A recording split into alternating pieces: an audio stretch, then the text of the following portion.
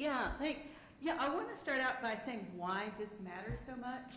We've probably all seen the social science research which talks about the effects of prejudice on non-normative categories, and so people who are women, who are people of color, et cetera, and I'll talk about some of the et ceteras in a minute, when they're exposed to those social prejudices which don't expect you to be as good because you fall into one of those non-normative categories, our performance often actually suffers. Impostor syndrome is internalizing those external prejudices. And the only thing I can say is, don't let the bastards win. That's why we have to resist it. Now, what surprised me when I started talking to white male colleagues who looked to me like the epitome of normative, and they confessed to experiencing the imposter syndrome, and it turned out they all had some category in which they felt non-normative. They were from a small town or rural background. They were working class. And as we've seen in the news recently, there is regional prejudice against Southerners, not only against Southerners, but others, and also people whose vitae did not put them in the most elite schools from the get-go, didn't have the good sense to be born into a privileged family. So there's all kinds of social categories in which we can find something about ourselves that feels like we don't really belong. And therefore, we're at risk for taking those social prejudices and internalizing them. What surprised me was that there was one category amongst the people that I've talked to that didn't fit that, and it's a psychological rather than a sociological category. And this, in my experience, has been mostly characteristic of men who had very dominant, successful fathers. And so no matter what they do, they're never going to be good because dad defined what was good. So we have to acknowledge, I think, the variety of ways in which we can come by our imposter syndrome and the importance for why it's important to resist it, not just for ourselves, but for the culture in general. Now, so when I joined the Emory faculty, this was almost 40 years ago. And as you mentioned, I was only the second woman on the Candler faculty, and the first one had come just the year before. So when I looked around at what looked like normative, I didn't look like that. I didn't wear those clothes. I didn't sound like that. And so I hadn't even known a woman in my graduate school professors. So I was really without, how am I going to be authentic? How am I going to project authority? Well, it was 1980, and so I had been listening to Susan Stamberg on NPR for the longest time. And I thought, yeah. Now, she doesn't try to make herself fit into the normative mold of male radio host. Instead, she does all of these wild things. She uses her voice in completely untypical ways. She puts emotion in her voice, personality in her voice. She will send it up and down the registers. She'll cackle on the radio. And yet, she comes across as very authoritative. So I thought, okay, and I took my 8x10 glossy of Susan Stamberg, and I pinned it on the wall right beside my desk. And every day before I went into class, Susan would give me a wink and a nod and says, "You go, girl." And you sound like what you want to sound like. So having that role model, not necessarily someone in my area, but someone who had embodied that, I'm going to do it on my terms. Then there were what I call my useful jerks. 40 years ago, the student body at the Candler School of Theology was very male and much more conservative than it is now. So I actually had male students who would directly challenge my authority in class. Now that was so outrageous, and they were so dumb, and I knew that it didn't take a whole lot for me to be way better than they were.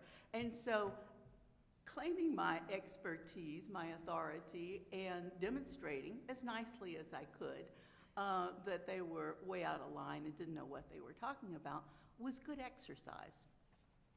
Similarly, at the same time, when I was giving my first papers in national professional meetings, I was trolled by this guy who showed up for 3 years at the papers I presented and asked hostile questions.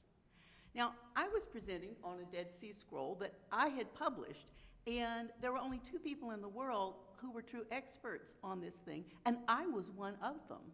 So to have him ask these hostile questions, which I could easily deal with, I once again got to exercise my expertise, claim my expertise, in a way that built up my muscle. Now, it would, again, I never actually learned this guy's name because he wasn't a player. He wasn't anybody who really mattered. I think it would have been a lot more difficult if the people who had been hostile to me had been highly placed. That would have required a lot more self-muscle. So it was actually fortunate for me that I got to practice on the jerks. Now, the other thing I would say is eventually time helps. Trust your CV, pull it out, look at what you've actually accomplished, because eventually all of a sudden you'll realize, wait a minute, I couldn't be such a good fake as to have fooled all of these different people. And think about all of those people who have endorsed you, who know your work well, who support you, who promote you. If you're not claiming your own authority, you're casting doubt on them as well. And so if you can't feel it yourself, externalize your affirmation and say, they all think I'm doing something right. Now, the other thing I realized, because one of the things I will say is I don't think that this tendency to feel like an imposter is characteristic just of the first years of our career. I think it's much more like, well, it continues to come up, although in less intense ways. And one of the strategies that I have found when I think, oh God, Reinhardt, now he's the real scholar, I'm not. Or Jim, he's it, I'm not. Eileen, she's it, I'm not. I make myself stop because I'm doing globalized thinking as though there are only 2 categories, fine scholar, crappy scholar, and I gotta pick. When I pull back, I'll think, okay, what is it that you like about what Jim does? Oh, well, he's very learned. He's probably read every little obscure text and he remembers it. Fine. What you're saying is he has this capacity, and it may well correspond to something you wish you had more of and know that to be one of your short suits. Okay, that's legitimate. You're not going to be the top in everything. Now, second step,